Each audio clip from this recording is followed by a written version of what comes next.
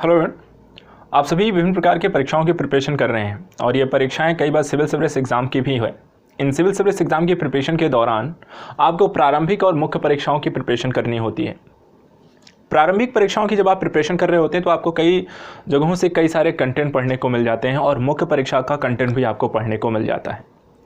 कई सारे अभ्यर्थी प्रारंभिक परीक्षा को पास करने के बाद मुख्य परीक्षा देते हैं और मुख्य परीक्षा में बहुत अच्छा नॉलेज होने के पश्चात भी आप वहाँ पर अच्छा उत्तर लेखन ना करने के कारण आपके नंबर अच्छे नहीं आते हैं।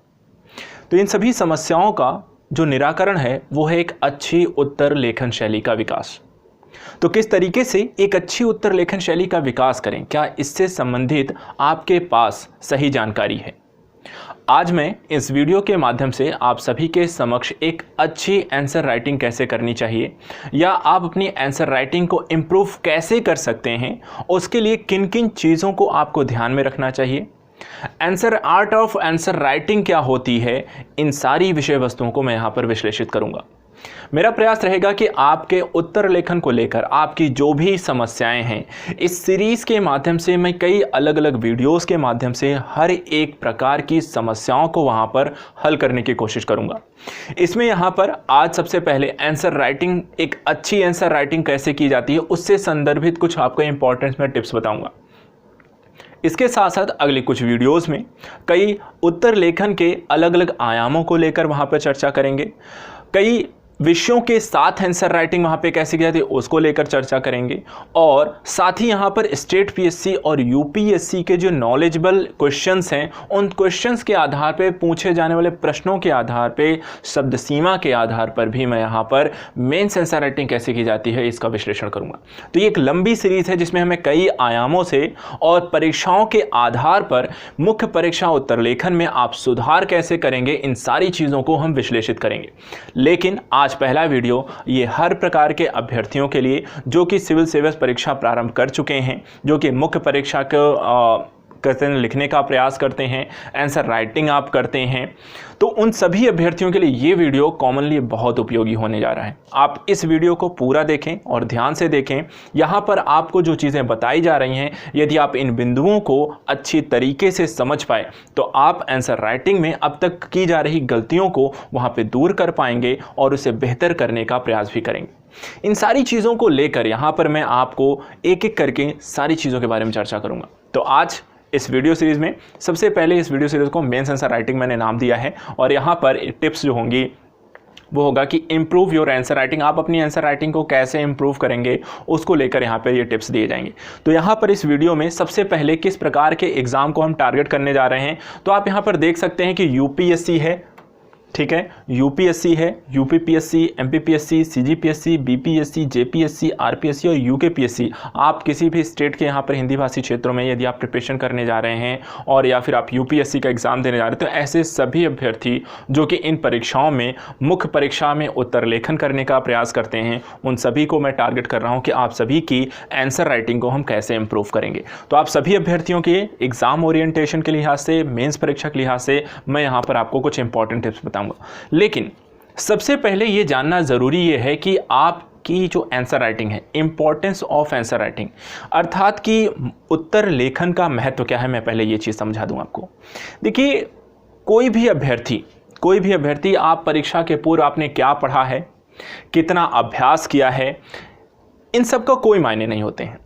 आपने क्या क्या चीज़ें पढ़ी, कितनी पढ़ी, कितना आपने आंसर राइटिंग की प्रैक्टिस की है, इन सारी चीज़ों का मुख्य परीक्षा जब आप लिखने जाते हैं तो उससे कोई मतलब नहीं होता है। मतलब वहाँ पर वो होता है कि परीक्षा के दिन उस उत्तर पुस्तिका में जो आपको लिखने के लिए मिली हुई है, उस उत्तर पुस्तिका में क्या लिखा है, सिर्फ मायने यहाँ पर ये लगता है। अर्थात जब आप मुख्य परीक्षा लिखने जाते हैं, जब आप मुख्य परीक्षा में बैठते हैं और उत्तर पुस्तिका में जो प्रश्न पूछे गए उनका आंसर लिख रहे होते हैं, उस समय वही मायने होता है कि आप उस समय लिख क्या रहे हैं। उससे पहले आपने कितना भी और कुछ भी पढ़ा हुआ है, कितने साल की मेहनत कर रखी है और कहाँ और कौन कौन से रिसोर्सेज पढ़े हैं, कितना प्रैक्टिस किया है, एट द पॉइंट वहाँ पर कोई मतलब नहीं रह जाता। आपके दिमाग में जो आ रहा है और आप जिस तरीके से लिख रहे हैं, एट द लास्ट वही कॉपी पे एक परीक्षा के पास जाएगी। ठीक है, जो परीक्षक के पास आपकी कॉपी जाती है, परीक्षक आपकी उत्तर पुस्तिका में लिखी गई विषय वस्तु के आधार पर आपको नंबर देता है, ये चीज़ आप भी जानते हैं। परीक्षक क्या है, आपको नंबर कौन से देता है, आपको उनको नहीं पता है। उनको नहीं पता है कि आपने कितने घंटे, दिन, महीने या साल पढ़े हैं।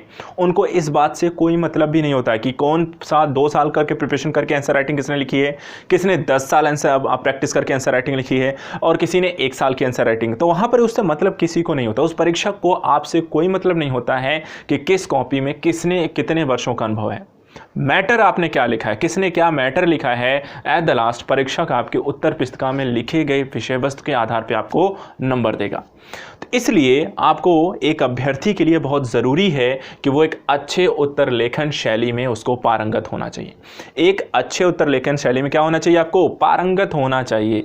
अब आपको एक अच्छा उत्तर लेखन शैली, यदि आप पारंगत नहीं हैं तो पारंगत कैसे हो सकते हैं। तो आइए मैं समझाता हूं क्या होती है आर्ट ऑफ आंसर राइटिंग।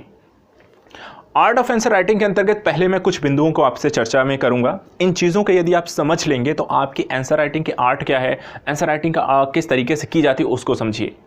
देखिए, जो परीक्षक होता है, परीक्षक आपका उत्तर पढ़ने के बाद उसे एक चीज़ ये लगनी चाहिए, जब भी उसके सामने आपकी कॉपी जाए, अगर मान लीजिए मैं आपकी कॉपी चेक कर रहा हूँ, है ना, एग्जाम इंडिया पे आपकी आंसर राइटिंग होती है। आंसर राइटिंग में आप लोग कुछ कॉपियाँ लिख कर भेजते हैं। जब मेरे पास कॉपी आए तो मुझे वहाँ पर पढ़ के लगना चाहिए कि हाँ, ये जो कॉपी लिखी गई है, ये जो आंसर लिखा गया है, ये किसी ऐसे व्यक्ति ने लिखा है जो आगे मेरे भविष्य का जो है एक प्रशासक लिख रहा है। ऐसा लगना चाहिए। कैसा लगना चाहिए कि एक भविष्य का प्रशासक, जो होने वाला एक प्रशासक लिख रहा है, एक प्रशासनिक अधिकारी के द्वारा लिखा गया है। तो आपका साथ परीक्षक के द्वारा जब आपकी उत्तर पुस्तिका को पढ़ा जाए तो उसे कैसा लगना चाहिए कि होने वाले एक प्रशासनिक अधिकारी के द्वारा आपकी वो उत्तर पुस्तिका लिखी गई है। दूसरा, आपका उत्तर पूछे गए प्रश्न के अनुरूप लिखा होना चाहिए। अर्थात जो प्रश्न पूछा गया है और प्रश्न में जिन चीज़ों के बारे में पूछा गया है, सिर्फ आपको उसके बारे में लिखना चाहिए, उससे न ज़्यादा और ना उससे कम। साथ ही आपका जो उत्तर है वो प्रश्न के यथावत, यथार्थपरक, स्पष्ट, स्वच्छ, उदाहरणात्मक, सुंदर और विधिपूर्वक लिखा होना चाहिए। अर्थात यथावत कहने का मतलब कि जितना पूछा जाए उतना लिखिए, ठीक है। यथार्थपरक, वर्तमान समयों के अनुरूप होना चाहिए। स्पष्ट होना चाहिए कि वहाँ पर कोई गलतियाँ नहीं होनी चाहिए। स्वच्छ होना चाहिए, काटपीट वहाँ बिल्कुल नहीं होनी चाहिए। उदाहरणात्मक होना चाहिए, अर्थात कि वर्तमान समय की घटनाओं और एग्जाम्पल्स को उसमें ऐड किया होना चाहिए। सुंदर होना चाहिए, लिखावट अच्छी होनी चाहिए, और विधिपूर्वक अर्थात क्रमबद्ध तरीके से लिखा होना चाहिए। तो आपका उत्तर इन चीज़ों से परिपूर्ण होना चाहिए। इसके साथ साथ एक चीज़ और ध्यान रखिए, कई बार प्रश्न उत्तर लिखते समय कुछ चीज़ें होती हैं। एक होता है वैकल्पिक प्रश्नों का उत्तर लिखना और एक होता है सामान्य अध्ययन के प्रश्नों का उत्तर लिखन। यहाँ दोनों में परीक्षा का जो माइंड सेटअप होता है वो आपकी कॉपी को चेक करते समय अलग होता है। कैसे होता है वो समझ लेते हैं। देखिए, सामान्य अध्ययन का उत्तर लेखन और वैकल्पिक विषय का उत्तर लेखन शैली अलग है। जो वैकल्पिक विषय आप लिखते हैं, वैकल्पिक विषय में जो परीक्षक का एक माइंड सेटअप होता है, जो एग्जामिनर का माइंड सेटअप होता है, वो अभ्यर्थी से विषय वस्तु के गहन ज्ञान, विशेषज्ञता और गहरी समझ की वहां पर आशा करता है। तो वहां पर जब परीक्षक चेक कर रहा होता है, क्योंकि एक ही विषय के बारे में है, आप अगर पब्लिक एडमिनिस्ट्रेशन के बारे में लिख रहे हैं तो उसको पता होना चाहिए। मतलब परीक्षक आपसे आशा करता है कि पब्लिक एडमिनिस्ट्रेशन से रिलेटेड आपके पास एक अच्छी नॉलेज है, डीप नॉलेज है, अंडरस्टैंडिंग अच्छी है और आप उस विषय के विशेषज्ञ हैं। आपके पास इतना और इतनी डीप नॉलेज होनी चाहिए। ये एक वैकल्पिक विषय के अभ्यर्थी से उसकी डिमांड होती है। लेकिन जब वो एक सामान्य अध्ययन की विषय वस्तु की कॉपी चेक करेगा तो वहां पर उसकी डिमांड एक विशेषज्ञ, स्पेशलाइजेशन या बहुत डीप नॉलेज की नहीं होती है, बल्कि उसकी कैसी होती है, सामान्य अध्ययन की विषय वस्तु में परीक्षक के द्वारा अभ्यर्थी से विषय की संकल्पना, धारणा, कॉन्सेप्ट की समझ, अर्थात उसे विचारों की जो समझ, बेहतर समझ की आशा करता है, ना कि गहन ज्ञान या विशेषज्ञता की। तो बस आपका कॉन्सेप्ट क्लियर होना चाहिए। आपको कॉन्सेप्ट अगर कुछ पूछा गया है, जैसे पूछा कि आर्थिक समृद्धि क्या होती है, तो आपको आर्थिक समृद्धि पता है। इसके बाद इसकी बहुत डिटेलिंग करने की जरूरत नहीं है, इसमें विषय विशेषज्ञता हासिल करने की उनको जरूरत नहीं है। अगर आर्थिक समृद्धि के बारे में पूछा जाए तो आर्थिक समृद्धि को आप अच्छे से जस्टिफाई कर पाएं, एक अच्छी परिभाषा पता हो और उसका एक अच्छा उदाहरण आप दे देते हैं, बस इतना काफी हो सकता है। लेकिन अगर आप इसको भी सही तरीके से स्पष्ट नहीं करते हैं, फिर वहां पर आपकी कमियां हैं। इसके अतिरिक्त एक चीज और ध्यान रखें, सामान्य अध्ययन के किसी भी विषय का उत्तर लेखन करते समय उसे अन्य विषयों के साथ संयोजन करना आना चाहिए। जब भी आप जनरल स्टडीज के पेपर में एक आंसर राइटिंग करने जा रहे हैं तो वहां पर उससे यह भी अपेक्षा होती है परीक्षक को कि वो इस विषय के साथ साथ वो अन्य विषयों के साथ क्या उसका संयोजन स्थापित कर पाता है, क्या अन्य विषयों के साथ उसका कोई जुड़ात्मक स्थितियां दिखा पाता है, क्योंकि वो उत्तर की प्रभावशीलता को अच्छा करता है। जैसे मान लीजिए यदि अंतर्राष्ट्रीय संबंध का कोई क्वेश्चन है तो वो जरूरी है कि हो सकता है वो अन्य विषयों के साथ भी समाहित हो। जैसे हो सकता है वो आंतरिक सुरक्षा से रिलेटेड है, जैसे पाकिस्तान का जो मुद्दा है वो है तो अंतर्राष्ट्रीय विषय, लेकिन वो साथ साथ हमारी आंतरिक सुरक्षा के लिए खतरा उत्पन्न करता है। सामाजिक न्याय के संदर्भ में हो सकता है राज्य व्यवस्था या अर्थव्यवस्था से रिलेटेड, क्योंकि अंतर्राष्ट्रीय व्यापार है तो अंतर्राष्ट्रीय संबंध है, व्यापार भी होता है तो अर्थव्यवस्था से भी प्रभावित हो सकता है। तो जब भी आप एक विषय वस्तु से रिलेटेड आपका क्वेश्चन आप लिख रहे हैं तो क्या आप उस विषय वस्तु को अन्य किसी विषय के साथ उस टॉपिक को जोड़ पा रहे हैं, संयोजन कर पा रहे हैं, अंतर संबंधित कर पा रहे हैं, इंटर रिलेट कर पा रहे हैं या नहीं कर पा रहे हैं। इस चीज़ का ध्यान रखना वहाँ पे बहुत ज़रूरी है। यदि आप यहाँ पर अभी आप अगर ऐसा करते हैं तो वहाँ पर यह बहुत ज़रूरी हो जाता है। इसके बाद आंसर राइटिंग को लेकर एट द लास्ट में आपको कुछ चीज़ बताएं। अगर आप इन सारी चीज़ों को समझ चुके हैं तो एट द लास्ट आपको बस इन चीज़ों को यदि आप अच्छे से समझ पाते हैं तो आपको आंसर राइटिंग आपकी अच्छी हो सकती है, आप इम्प्रूव कर सकते हैं। बाकी हर सब्जेक्ट वाइज कैसे करेंगे वो हम एट द लास्ट डिस्कस करेंगे अगले कुछ वीडियोज़ में, लेकिन एक अच्छी आंसर राइटिंग को लेकर इन टिप्स को यदि आप ध्यान रखेंगे तो आप अपनी आंसर राइटिंग में डे बाय डे आप इम्प्रूव कर पाएंगे। सबसे पहली चीज़ क्या ध्यान रखनी है, जब भी आप किसी प्रकार के आंसर को लिखने जा रहे हैं, किसी क्वेश्चन को आप लेते हैं तो वहां पर आपका जो लिखने का दृष्टिकोण है, जो आंसर राइटिंग करने का दृष्टिकोण है वो कैसा होना चाहिए, बहुआयामी दृष्टिकोण होना चाहिए। कहने का तात्पर्य क्या है, मान लीजिए यदि आपको कोई क्वेश्चन आता है कि महिला के योगदान के बारे में आप चर्चा करें, तो महिला के योगदान के बारे में जब आप चर्चा करेंगे तो वहां पर आपका महिला के संदर्भ से आप अर्थव्यवस्था के संदर्भ उनके योगदान को मत लिखिए, बल्कि समाज के संदर्भ में, राज्य व्यवस्था के संदर्भ में, इतिहास में क्या योगदान रहा है, साइंस एंड टेक के क्षेत्र में क्या रहा है। तो अर्थात एक बहुआयामी कि एक ही विषय का अलग अलग विषयों के साथ अलग अलग क्षेत्रों में एक टॉपिक का किस तरीके से इंटरलेट करता है, तो एक बहुआयामी दृष्टिकोण के साथ अपने उत्तर को लिखने का प्रयास करें। दूसरा चीज, पूर्ण उत्तर लेखन, अर्थात कि कोई भी जो प्रश्न लिख रहे हैं जब आप उसका उत्तर लिखें तो पूरा लिखने का प्रयास करें, आधा अधूरा उत्तर मत लिखें। कि कई बार जैसे होता है कि आप कॉपी आप सेंड करते हैं हमें एग्जाम इंडिया पे, वहाँ पे आप क्वेश्चन का आधा ही आंसर लिखते हैं, पूरा लिख नहीं पाते हैं। तो कोशिश करें जब भी आप कोई भी कम से कम क्वेश्चन लिख रहे हैं ना, आधा अधूरा कोई क्वेश्चन नहीं छोड़ना है, क्या करना है, पूरा उत्तर लिखने का प्रयास कीजिएगा। तीसरी जो चीज़ ध्यान रखनी है, कीवर्ड का प्रयोग करें। कीवर्ड कहने का मतलब क्या है कि कोई आपके इंपॉर्टेंट जो शब्द हैं जो आपके क्वेश्चन से रिलेट करता है, जैसे आर्थिक समृद्धि है तो आर्थिक समृद्धि को आप कोट करें, बार बार लिखें चीज़ों को जहां उसकी ज़रूरत पड़ती है। अर्थव्यवस्था रिलेटेड टॉपिक है तो इकोनॉमिकल वर्ड, अगर इकोनॉमी का क्वेश्चन है तो इकोनॉमिकल टर्म जरूर यूज़ करें, इकोनॉमिकल वोकैब जरूर वहाँ पर यूज़ करें।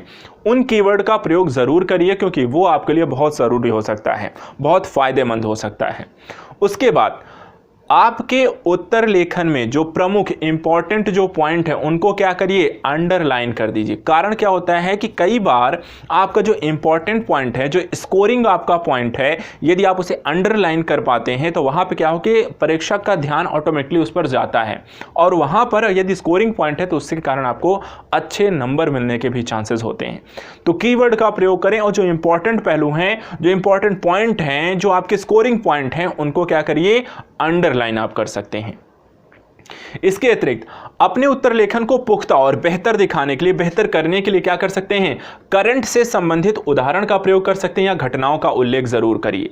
ठीक है, जैसे कि मान लीजिए अगर संसदीय चुनाव या अध्यक्षात्मक चुनाव की स्थितियों के बारे में चर्चा करें तो वर्तमान समय में देख सकते हैं कि अभी आपका अमेरिका में चल रहा है अध्यक्षात्मक शासन प्रणाली का एक अच्छा एग्जाम्पल है जहां पर डिबेट, ट्रंप, सारी चीजें हो रही है वहां पर, तो वो आप एडअप कर सकते हो। तो इस तरह की जो वर्तमान समय में कुछ घटनाएं हुई हैं उनका जरूर आप उस प्रश्न से अगर रिलेट करती हुई कोई घटना है, करंट का उदाहरण है, तो वो वहां पे जरूर, उससे क्या होता है आपका उत्तर, यदि प्रश्न कुछ लिखा गया, प्रश्न कुछ पूछ रहा है तो उस प्रश्न के अनुरूप वहां पर आपको एक सटीक आंसर आपको हो कि आपको पास नॉलेज है, इस चीज की जानकारी परीक्षक को भी अच्छा हो जाता है कि हाँ नॉलेज अच्छी है और उसी से रिलेटेड यदि आप करंट और घटनाओं का वहाँ पर आप उल्लेख कर देते हैं तो वहाँ पर आपको अच्छे नंबर भी मिलने के चांसेस और बढ़ जाते हैं। इसके अतिरिक्त एक चीज़ बहुत अच्छी होनी चाहिए, आंसर प्रेजेंटेशन। आंसर, अगर आपका आंसर प्रेजेंटेशन अच्छा है, उत्तर का आप उसका प्रस्तुतिकरण आपका अच्छा है, तो वो बहुत अच्छे नंबर लाने के चांसेस बनते हैं। अब आंसर प्रेजेंटेशन के लिए आपको किन किन चीज़ों पर ध्यान रखना है? सबसे पहली चीज, साफ सुथरी हैंडराइटिंग होनी चाहिए। हैंडराइटिंग कैसी होनी चाहिए? साफ सुथरी होनी चाहिए। दूसरी चीज कैसी होनी चाहिए? पढ़ने योग्य लेखन कला होनी चाहिए। कई बार आप लोग ऐसी कॉपी भेजते हैं जिसको मैं टोक भी देता हूं कि आप लोग अपनी हैंडराइटिंग जो है ना उसको सुधारिए। ज़्यादा गलत या काटपीट, यहाँ पर गंदगी अपने जो भी उत्तर पुस्तिका है उसमें मत करिए। तीसरा क्या करना है? हेडिंग और सब हेडिंग का भी प्रयोग कर सकते हैं अगर ज़रूरत पड़ती है आपको, तो उस संदर्भ में आप एक हेडिंग डाल सकते हैं, उसको अंडरलाइन करिए, पॉइंट करिए, आगे बढ़ जाइए। ठीक है, तो वहाँ पर आप हेडिंग और सब हेडिंग का भी प्रयोग कर सकते हैं। अगर लगता है कि कंटेंट आपको बहुत ज़्यादा है और वहाँ पर प्रेजेंटेशन आप अच्छा कर सकते हैं, क्वेश्चन और अच्छा दिख सकता है, तो आप हेडिंग सब हेडिंग का प्रयोग क्वेश्चन के अकॉर्डिंग कर सकते हैं। क्वेश्चन के अकॉर्डिंग आप ध्यान रखिएगा, क्वेश्चन के अकॉर्डिंग आप हेडिंग सब हेडिंग का प्रयोग कर सकते हैं। ऐसा नहीं कि आपको कंपलसरी करना ही चाहिए। बस प्रेजेंटेशन की मैं बात कर रहा हूं, प्रेजेंटेशन में इसका ध्यान रखना है। इसके अतिरिक्त और भी ज़्यादा आकर्षक उसको बनाने के लिए आप प्रश्न से रिलेटेड, अगर कोई सारणी आपको पता है, टेबल पता है, आपको सूची पता है, कोई तथ्य पता है या चित्र से रिलेटेड है, आपको मैप इत्यादि है, तो आप उसका भी वहाँ पे प्रश्न के अनुरूप उसका ज़रूर से ज़रूर उसका उल्लेख करें। अगर आप इन चीज़ों को ध्यान देते हैं और अपने प्रश्न के साथ इसे ऐड करते हैं, अपने उत्तर लेखन के साथ इन चीज़ों का समावेशन कर पाएं, तो आपकी आंसर प्रेजेंटेशन बहुत अच्छी होगी, एक नंबर की क्वालिटी का होगा। और आपको कोई भी अगर कॉपी होगी कि फर्स्ट, जैसे होता है ना, किसी के सामने ही अगर आपकी कॉपी आएगी, वो पढ़े ना पढ़े, देखने से ही उसने पहला शब्द भी ना पढ़ा हो, लेकिन अगर उसने पहली कॉपी का पहला पेज आपका खोला और आपको कॉपी जिस तरीके से आपने लिखी हुई है, आप साफ सुथरी दिख रही है, कहीं कटा उटा नहीं है, हेडिंग पड़ी हुई है और चित्र इत्यादि बने हुए या सारणी कहीं दी हुई, तो वहां पर उसको ज़्यादा कुछ पहला ही वहां पर क्या होगा, एक पॉजिटिव इंपैक्ट पड़ता है। और वहां पर एक दो नंबर ऑलरेडी आपके बन चुके होते हैं, उसके बाद आपने क्या कंटेंट लिखा है वो मायने करेगा, लेकिन एक दो नंबर तो उसको आपके प्रेजेंटेशन पर ही दे देगा वो। उसके बाद अगर आपने अच्छा भी लिखा होगा, 4 नंबर का क्वेश्चन होगा, अगर प्रेजेंटेशन अच्छी है तो 5 मिलने के चांसेस हैं, 5.5 मिलने के चांसेस हैं। तो इस तरीके से आप उसे बेहतर कर सकते हैं। इसके बाद एक क्वेश्चन आता है कि किस तरीके की लैंग्वेज का प्रयोग करें आंसर राइटिंग करते समय। आपकी देखिए, आपको खुद की लैंग्वेज बहुत अच्छी नहीं होती है और बहुत ज़्यादा कोशिश ना करें बहुत टफ लैंग्वेज यूज़ करने की। कोशिश करें सामने वाले को आसान भाषा में चीज़ों को समझाने की। इसलिए जो आप कंटेंट लिखने जा रहे हैं आंसर राइटिंग के लिए, उनके लिए आप आसान भाषा का प्रयोग करें। बस एक चीज़ का ध्यान रखना है, आसान भाषा का प्रयोग करने के साथ साथ आपको एक चीज़ का ध्यान रखना है, विषयगत शब्दों पर पकड़ आपकी अच्छी होनी चाहिए। अर्थात यदि इकोनॉमिकल शब्दों अर्थात अर्थव्यवस्था के प्रश्न को आप लिख रहे हैं तो वहाँ पे अर्थव्यवस्था से संबंधित शब्दावली अच्छी होनी चाहिए। अगर साइंस एंड टेक का क्वेश्चन लिख रहे हैं तो साइंस एंड टेक की शब्दावली का आपकी वहां पर अच्छी होनी चाहिए, वोकैब अच्छी होनी चाहिए। तो ज़्यादा नहीं, बहुत टफ शब्द यूज़ नहीं करने, आसान भाषा का प्रयोग करना है समझाने के लिए। बस वहां पर क्या ध्यान रखना है, उस विषय वस्तु संबंधित शब्दावली आपकी वहां पर अच्छी होनी चाहिए, क्योंकि कीवर्ड के संदर्भ में हम उन्हीं का प्रयोग करेंगे। बाकी एक्सप्लेनेशन के लिए आसान भाषा का प्रयोग करें, लेकिन कीवर्ड आपकी जो इकोनॉमिकल जो शब्द हैं वही रहेंगे। इकोनॉमी का आर्थिक समृद्धि है तो वो आप यूज करोगे। अब आर्थिक समृद्धि को आप चलती फिरती भाषा के संदर्भ में यूज नहीं कर सकते हैं। इसके अतिरिक्त एक क्वेश्चन आता है कि क्या पॉइंट में लिखें या पैराग्राफ में लिखें। तो मैटर ये करता है कि आप किस चीज में यहां पर ज़्यादा बेहतर लेखन शैली आपकी है। मूलतः पॉइंट में लिखी हुई चीज़ों का इम्पैक्ट ज़्यादा पड़ता हुआ दिखाई देता है, फायदे उसके हमेशा ज़्यादा होते हैं। इसलिए कोशिश करें पॉइंट में लिखने की, लेकिन यदि आप पैराग्राफ में चीज़ों को लिख रहे हैं तो भी वहाँ पर जो ये चीज़ें मैंने बताई, आंसर प्रेजेंटेशन अगर आपका अच्छा होगा तो पैराग्राफ पर भी आपको अच्छे पॉइंट मिलते हैं, अच्छे नंबर वहाँ पर मिलते हैं। तो यहाँ पर डिपेंड ये नहीं करता कि आप पॉइंट और पैराग्राफ वहाँ पर क्या लिखते हैं, दोनों को यूज़ कर सकते हैं, अपने अकॉर्डिंग आप यूज़ कर सकते हैं, जिसमें आप कंफर्टेबल हैं यूज़ कर सकते हैं। लेकिन एट द लास्ट वहाँ पे प्रेजेंटेशन उसके लिए कैसे करोगे वो मायने रखेगा। तो पॉइंट और पैराग्राफ दोनों में आप उत्तर लिख सकते हो, कोई प्रॉब्लम नहीं है, लेकिन पॉइंट के थोड़े से इंपैक्टफुल ज़्यादा रहता है, लेखन जांचने में थोड़े से सीधा आपका पॉइंट मिलता है, आप अंडरलाइन उन्हें कर दोगे और उनके साथ साथ आप इस आंसर प्रेजेंटेशन को ध्यान रखोगे तो बहुत अच्छे नंबर मिलने वाले हैं। इसके बाद शब्द सीमा का हमेशा ध्यान रखिए। मैं हमेशा कहता हूं जब हम क्वेश्चन के आंसर राइटिंग करते हैं तो मैं बताता हूं, अगर 200 नंबर का क्वेश्चन है तो हम किसको भूमिका मुख्य भाग और निष्कर्ष में शब्दों का विभाजन करना आना चाहिए। उसके लिए आपको एक अच्छा उत्तर प्रारूप बनाना आना चाहिए। तो यहाँ पर शब्द सीमा का पालन करना है। 200 में कहा गया है तो 210, 215, 20, इससे ज़्यादा नहीं। दोस्तों कोशिश करें कि कम शब्दों में लिखें, क्योंकि ऑलरेडी वो जितने शब्द देते हैं उसके अकॉर्डिंग अगर हम जाएँ तो 3 घंटे फिर हमारे लिए कम पड़ेंगे। यदि आप किसी शब्द के लिए ज़्यादा शब्दावली यूज़ करोगे तो आगे चल के क्वेश्चन ये भी हो सकता है कि किसी में आपको ज़्यादा लिखने के लिए समय ना मिले। इसलिए शब्द सीमा का ज़रूर ध्यान रखें। और एट द लास्ट निरंतर उत्तर लेखन का अभ्यास करना है, सबसे ज़रूरी पहलू।